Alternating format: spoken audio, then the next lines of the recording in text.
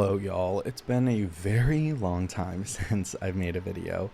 I've moved. I now live in Portland, Oregon. I'm in my new apartment. It's beautiful. I love it. And I tried to shoot a watch with me yesterday, and it did not work out very well. I need to figure out how to record audio on my screen while also being able to use my microphone, and so far I don't know how to do that. If you have any suggestions, please leave it in the comments down below. I've never done anything like that before, but it is something I want to implement on this channel. But I did watch a movie and I filmed that video, and it's just not going to come out, but I figured we should talk about it. I watched Brightwood 2022, directed by Dane Elkler. I think he's only done 2 movies. He might be a student. I haven't actually looked too much into him or into this film. I just have some thoughts and opinions on it, and I wanted to talk about them on the internet. So the synopsis of this video is a couple finds themselves trapped while on a run around a pond. And I saw it on Tubi. I heard someone talk about it. I think it was Sarah Hawkinson, and I really love her. And she, I believe, had positive things to say about this movie. So I wanted to watch it because, while I don't like everything she talks about, I do like a lot of it. So I gave a shot on this because it was on Tubi for free, and wow, I really wish I didn't. My dog is huffing. Leo, it's okay. He's still not used to apartment life. You guys don't know probably that I have a dog. I got a dog. His name is Leo. He's a pit bull. He's 10 months old. He's very cute and the sweetest boy ever. Yeah, not a fan of this movie. I will be just upfront with that. There's a lot of things about it that I do like, but there's more that I don't like. So first of all, I think the cinematography for what they had to work with was pretty good. There's a couple of shots, I believe it's at the very beginning as well, where they're both standing next to the no swimming sign, and at this point I had no idea what was going on in the movie. And it was just like so ominous, and the color grading is pretty good. Yeah, and the acting, actually not bad. I believe that woman, what was her name? Jen. I believe that Jen really, really fucking hated Dan, and it made it believable for me. But going into this movie having absolutely no idea, other than they were stuck around a pond, what this was about, there are so many things racing through my head. I thought it was a serial killer movie. I thought one of them was gonna snap. It ended up being a spoiler alert. If you don't want to know, don't watch the rest of this video. A time loop movie, which I was not expecting. It's giving very much Triangle, and I did not like Triangle. There's, again, things that I like about Triangle. There are many things that I don't like about Triangle. What really made me not like this movie was the ending. It was mainly just gross, but also I thought the way they were like building up to Jen getting into the water, and then her hearing all of the voices cycle around her, and the like importance of the no swimming sign, I thought that her getting into the water was going to somehow like get her out of the time loop, because at this point in the film we have not seen an old crazy version of her. And I feel like they could have done so much more had they gone that route, or the entire film would have been more impactful if they had let her get away and brought some significance to the no swimming sign and her getting into the water. But it just kind of led to nothing, and led to her self-cannibalizing, which is gross. Cannibalism in general is just disgusting. It's one of the things that I don't like about Texas Chainsaw, but it's one of the things that also makes it effective for me. You know, I am truly scared by it and grossed out. Anyway, this is not about Texas Chainsaw Massacre. I feel like the idea of this movie is just a metaphor.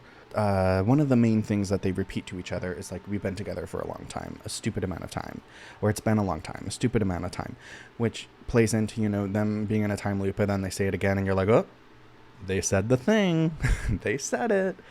But obviously it's a metaphor, or not a personification, but bringing to reality the state of their relationship. They feel stuck. They don't want to be together. They've been together for, I think they said, like 10 plus years. They're unhappy. All of the tropes, the man's cheating on the girl hates the man.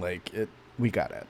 Their personal storyline seems a bit shallow, and honestly, it doesn't provide a whole lot. And then it ends with them, I think, being complacent with each other, when the self-cannibalizing happens, because it ends with her resting her head on his shoulder. I don't know what that's really supposed to mean, if they are okay with being stuck in a terrible relationship, or if they've, it's supposed to mean they went through so much trauma together that they're the only other person that could understand the other one, But even keeping that in mind, I think Jen escaping through the water would have been better. Escape the relationship. The water is cleansing. It's washing away the trauma of this relationship that she had. She finally put herself first, ignored the signs, and decided to get in. I don't know, there's so many ways that you could go with that. I think that would have been a better way to, one, end it, and two, incorporate their relationship problems and the metaphor for that into the story, instead of just them being complacent and self-cannibalizing, which I think is also supposed to be a metaphor now that I'm thinking about it. They're literally eating each other. They're eating each other up, and it's never stopping. Wow. I guess that's the depressing way. You know what, Dane? You might be onto something. I just talked myself into a circle into agreeing with you now. I still think my idea is better, but I'm not a filmmaker. So those are a couple of my personal thoughts and opinions that I have on it. Cinematography, pretty good. Acting, pretty good. The story, it had potential. It definitely had potential. I think that it was there, and I know that the director also was the writer and the producer and the cinematographer and the editor, so I understand he had so many different hats to wear that he probably wasn't able to see any different avenues, or he didn't have time or the budget. So I think Dane did a really good job with the movie. Is it worth a watch? Yeah, for all of the other things that I had mentioned, I think it's worth a watch. If you want to skip the last 5-10 minutes, go ahead. You have seen the film, and then you can create your own ending in your head. Anyway, I thought it would be fun to go through and read some of the Letterboxd reviews, because they are not great. Dane, if you are somehow watching this video, please click off now. We love you. You did a good job with what you had. But now we're going to poke fun a little bit at your movie. Okay, I'm sorry. This review pretty much summarizes what this entire video. This was posted by reviewer Josh Rowley. Annoying, cryptic, gross, lean, nonsensical, short, tedious, twisty, well shot. Even he agrees that it's well shot.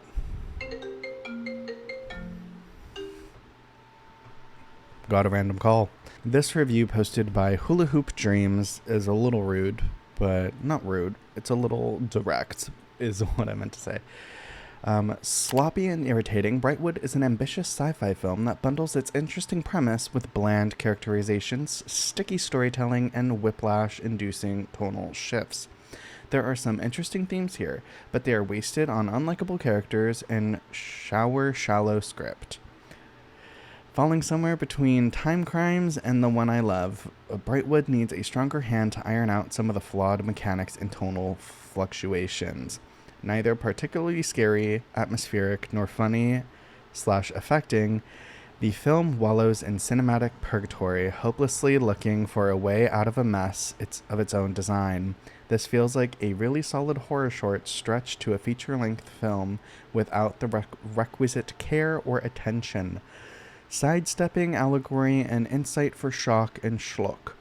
Brightwood probably has a lot on its mind, but by the end, it's almost impossible to care. Yeah, I feel like I said it nicer. I 100% agree with this. Again, Dane, you did a great job, but we do need someone else to come in and either help you like further flesh out the characters, the storyline, give you some other ideas on how to execute it. But I would be all for a Brightwood remake, recreation, reimagining. I think that there's a lot of potential with this storyline. This review, it's for 2 stars by Alec, posted on July 4th, just a couple of days ago. Okay. It says, I feel so insane. Like, beautifully shot, acted fine, but like, what is actually happening? I get it's a time loop, I get they hate each other, but what is happening here? Yes, I agree 100%. This review for 3 stars by Red Wolf Tubu is what happened to me earlier when I talked myself into a circle. It said, better in hindsight than during. Absolutely, I agree. The more I thought about it, the better the film became, but I'm still making this video anyway. It's also raining outside. I'm sorry if you can hear that, but we need that because it's so hot in the city. I'm not used to it. I also agree with this next review by JWolf15. It said, really good low-budget film. Great concept, but it lost itself in the last 15 minutes. I agree. I also agree with this one by Naaman. Ayo. Also true, yes. This one for half a star just says doo-doo wood. Doo-doo wood. This one for half a star says, if I was there, I'd drop my AirPods on the ground so they'd multiply. Hack. If you're always losing your AirPods or earphones, drop them on the ground at that pond. This one by Elia says, LOL, what? Weird. Much like what Jen's coworkers must have felt by Dan the night before after 2 bottles of wine. This one for 1.5 stars says, me when I'm straight and I hit my spouse to the point of fantasizing about killing them. I lost count about how many times that man spat on the ground, so I think he deserved what was coming for him. I couldn't think of a more insufferable pair of main characters. Cool ending though. Opposite opinions, Emily. Opposite opinions. Alright, this is the last review I'm going to read. It's by Literally Batman. It just says boring. All caps. Probably what you guys are going to put in the comment section of this video. I'm sorry. I did my best. This was supposed to be a more interesting video. Watch with me. I'm very funny with my commentary. If you don't believe me, listen to Something's in the Closet podcast. My jokes are mediocre at best, but you know, I do have great timing. So if you have any suggestions on how I can fix this whole audio issue, that'd be great if you leave them in the comments down below. Other than that, check out Brightwood. It's streaming free on Tubi, if you dare. And don't blame me if you don't like it. I gave you my very confusing mixed opinions. Alright guys, I'll see you in the next one.